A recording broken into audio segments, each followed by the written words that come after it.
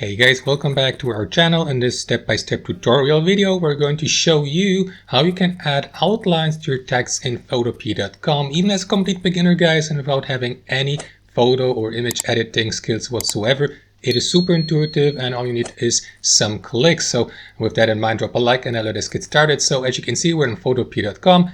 And I prepared an example text like that. So all you need to do, guys, to add an outline to a text like that here is choose the select tool here at the top of the left panel. After that, double click on your text to highlight it. And all you need to do, guys, after that is right click on a text layer here on the right hand side where you see the list of layers. So the text layer for that text is that one here.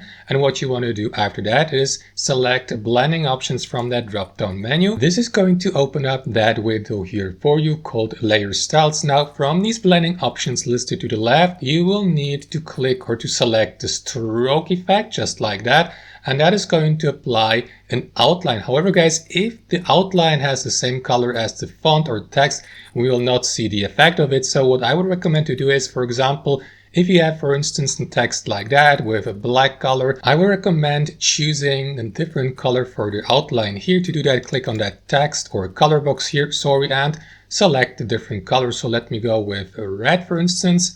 Confirm by clicking OK here, and you will see the preview of the outline here to the right. Now you may of course keep customizing the effect. For instance, you may adjust the outline effect size here by moving that slider, or choose a different position for the outlining like inside, center, or outside, change the opacity, and so on and so forth, guys. And once you're content with your setup, simply click on OK here. And as you can see, the outline is pretty much visible. So that's actually how you do it. Hope you enjoyed the video, got some value from it, and we'll see you next time on our channel.